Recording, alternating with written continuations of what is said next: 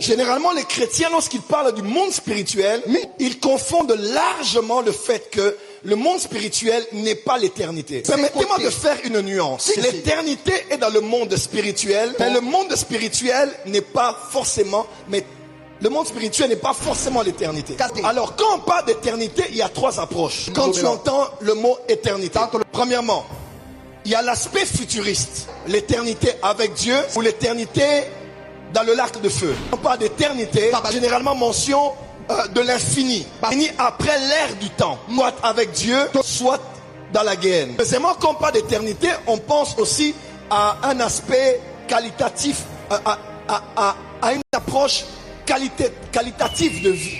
Par exemple, si je dis que l'éternité est en moi, ça veut dire que j'ai la vie éternelle. Et la vie éternelle n'est pas seulement une vie futuriste.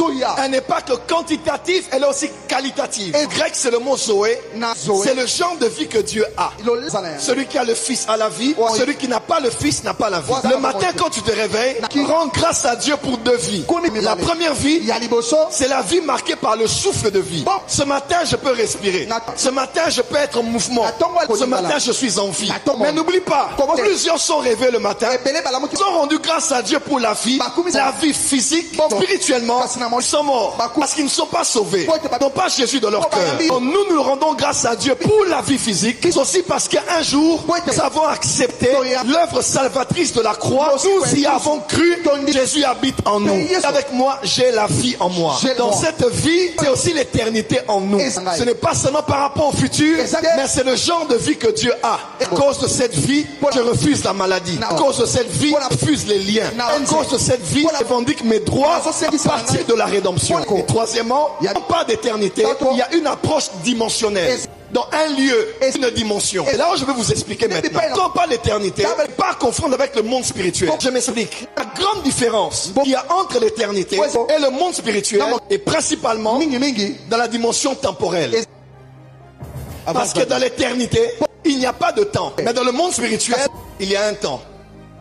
La Bible déclare, au commencement, Dieu créa les cieux et la terre. Genèse 1, verset 1 est approuvé par tous les scientifiques comme étant le verset de la Bible qui confirme toute forme de théorie scientifique. Et les scientifiques disent, pour qu'un élément soit reconnu comme vrai scientifiquement, on tient généralement compte de trois choses. Premièrement, l'espace. Deuxièmement, le temps. Troisièmement, la matière. Là, c'est pour les scientifiques. Et dans le Genèse 1, verset 1, tous ces trois éléments dans un seul verset. Lorsqu'on dit au commencement, on pense au temps. Quand on dit créa les cieux, on pense à l'espace. Quand on dit les cieux et la terre. Quand on dit la terre, c'est la matière. Amen. Amen. Au commencement n'est pas le commencement de Dieu. Le commencement est le commencement de la création. Avance, Daddy. Est-ce qu'on peut avancer? Avance, Daddy. Et ce verset introduit la notion du temps. Donc tout ce qui existe a existé en un temps particulier. Cieux, le premier ciel, le deuxième ciel, le troisième ciel ont été créés au commencement. Dieu a créé les cieux et il a créé la terre. Maintenant je vous pose une question. Le livre des psaumes dit ceci.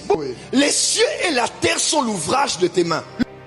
Avance, Daddy. Les cieux et la terre sont l'ouvrage de tes mains. En d'autres termes, il y avait un moment, permettez-moi de dire un temps. Dieu était dans un atelier et Dieu créait les cieux, Dieu créait la terre. Le lieu où il était s'appelle comment? El professeur. Puisque le temps est introduit avec la création. Où était Dieu quand il créait les cieux et la terre? Là où Dieu était, c'est là où Dieu est jusqu'aujourd'hui. Parce que Dieu a créé les cieux, il a créé la terre, mais Dieu n'habite pas dans la création. Il n'habite dans aucun ciel, il n'habite dans aucune terre. Dieu est hors de la création. Même la Bible dit, à un moment donné, Dieu va rouler le ciel, il va rouler la terre, il y aura de nouveaux cieux et une nouvelle terre. Si Dieu roule là où il existe, ça veut dire qu'il disparaît. Dieu n'habite pas dans sa création. Dieu est hors de sa création. Maintenant je vous explique. 2 Corinthiens 12 dit ceci. Suivez-moi bien. Votre pote dit, connaît un jeune homme qui, plus de 10 ans passés, était emmené au paradis, était emmené au 3e ciel. S'il y a un 3e ciel, c'est qu'il y a un 2e ciel. Si on a un 2e, dit qu'il y a un 1er. Il a dit, il a été emmené au 3e ciel. Et que veut dire le 3e ciel? Allons-y au 1er ciel. Le 1er ciel, le ciel des oiseaux. C'est le ciel au-dessus de nos têtes. C'est là où Jésus a dit, ne vous inquiétez de rien. Regardez les oiseaux du ciel. C'est le ciel des avions. C'est le ciel des nuages. C'est le ciel d'où la pluie tombe. 1500 km au-dessus de la surface de la mer. Que veut dire le 2e ciel? C'est que Dieu a placé les luminaires sur l'étendue du ciel. Et les étoiles, le soleil n'est pas dans ce ciel, mais c'est dans le ciel qu'on appelle l'espace. Des fois le cosmos, on appelle des fois l'univers. Ce ciel-là, le 2e ciel. Que veut dire le 3e ciel? Le 3e ciel n'est pas physique. Le 3e ciel est spirituel. C'est le ciel où le trône de Dieu est. C'est que la Bible déclare dans Luc 11, lorsque vous priez, dites, notre Père qui est au ciel, ou bien notre Père qui est dans les cieux. Le 3e ciel, c'est là où Dieu a son trône. C'est là où Esaïe a eu la vision. C'est ce qu'Esaïe a vu. C'est ce que Michée a vu. C'est ce qu'Ézéchiel a vu. Daniel a vu. Jean a vu. Quand il a vu le trône là est au 3e ciel. Mais Dieu n'habite pas au 3e ciel. Dans le livre des psaumes, il est écrit, tu as établi ton trône dans le ciel. Quand Dieu était dans son atelier, Dieu avait décidé de créer les cieux. Il a créé le 3e ciel, le 2e ciel, le 1er ciel. Et qu'est-ce que Dieu a fait? Il a pris un trône. Il a mis au 3e ciel où il a pris sa présence. Il a placé là. Et dans le 3e ciel là, Dieu est là. Mais il est là dans sa présence révélée. Mais dans l'omniscience, dans l'omniprésence de Dieu, Dieu est assis sur un trône. Quand vous dites ça, il dit que Dieu a un début, il a une fin, il est limité par la grandeur du trône sur lequel il est assis. Dieu aurait-il un début et une fin? Aurait-il une forme? Dieu n'a pas de forme. Jean 4, 23 à 24 dit Dieu est esprit. Quand quelqu'un dit Dieu va te frapper. La main de Dieu est comment? Tenir l'oreille à partir d'où? Dieu a dit qu'il va frapper ses pasteurs. Nae gogo.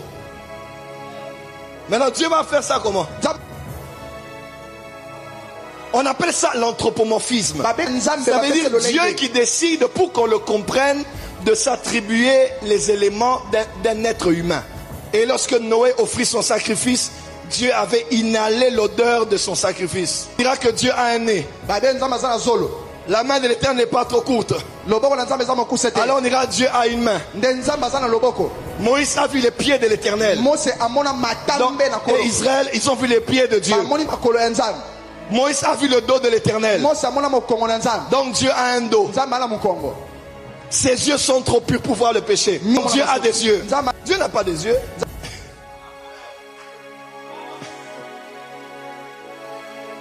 Quelle est la taille de son œil? Quelle est la taille de ses mains? Quelle est la taille de ses orteils? Job dit Dieu est grand et sa grandeur nous échappe. Ça c'est vrai. Comment l'infiniment grand peut-il s'expliquer et se définir devant l'infiniment petit?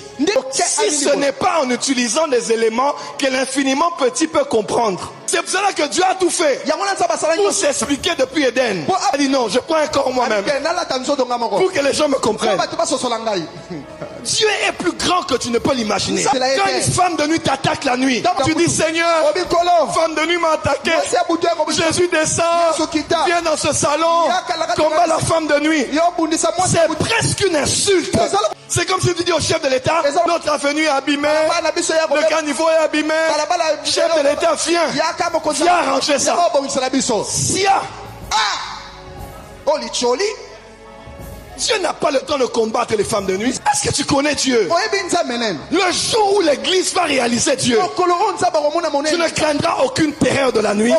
Parce que tu ne peux pas comparer l'infiniment petit à l'infiniment grand. Même le mot grand ne peut pas définir comment il est. C'est pour cela qu'il est écrit, ceux du peuple qui connaîtront leur Dieu, ils marcheront avec fermeté. Dieu est plus grand que l'Imété, plus grand que Kinshasa. Il est plus grand que la RDC. Il est plus grand que l'Afrique. Il est plus grand que les 5 continents réunis. Il est plus grand que la petite planète Terre. Plus grand que le système solaire. Il est plus grand que les systèmes solaires. Plus grand que l'univers, les soleils. Il est plus grand que tout.